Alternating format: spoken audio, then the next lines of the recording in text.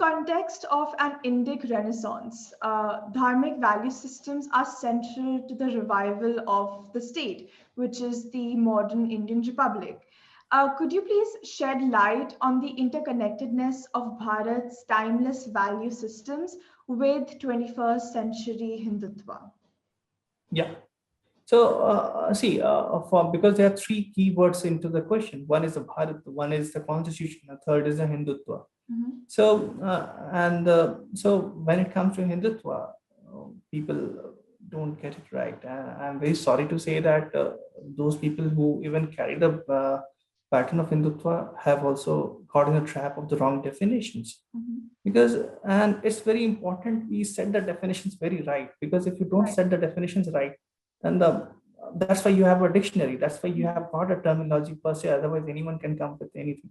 So Hindutva can be translated to as Hinduness, and Hindu plus Twa. Twa means the state of being, just say Naritva, like that, Astitva.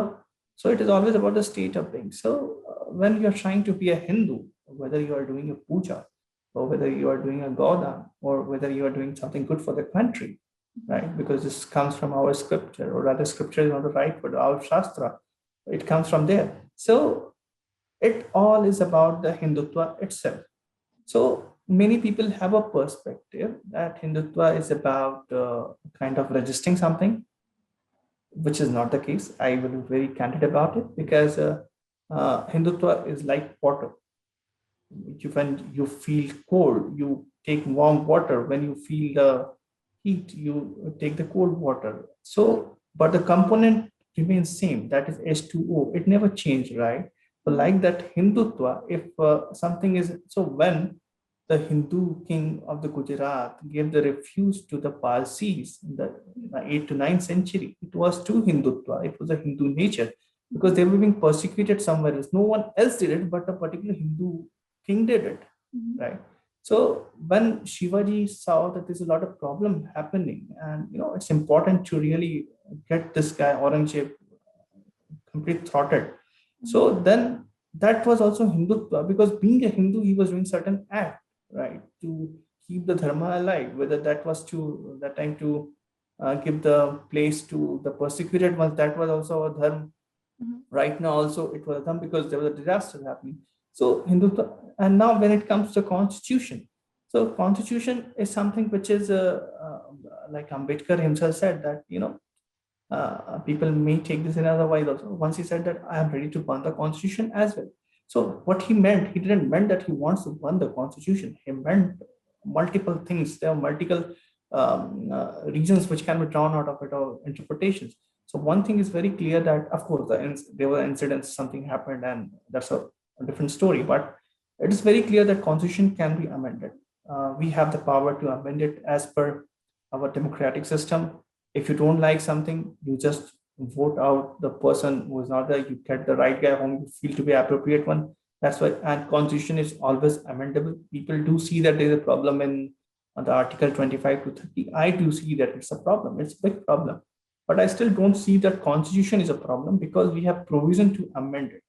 And we need a constitution to run the country. And if someone believes that we need to get rid of the constitution, maybe they can be rewriting as well. There's no problem in that. But you need a constitution to run a nation. It's very important.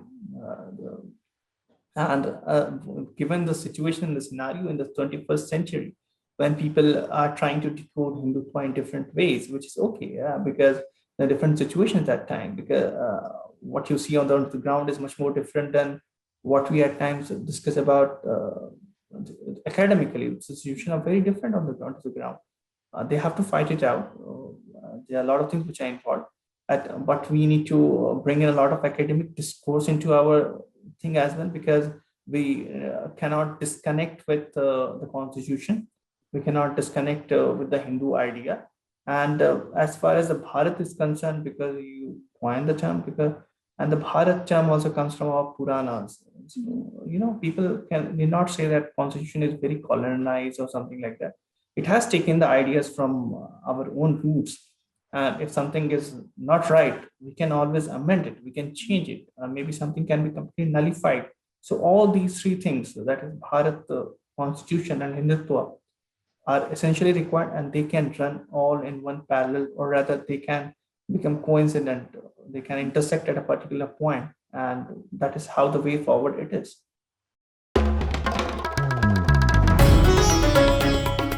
Namaste. We hope you enjoyed this Chitti Media content. Please remember to subscribe to us and switch on the notifications for this channel. For our other social media links, more content, and to support our work, please visit citti.net.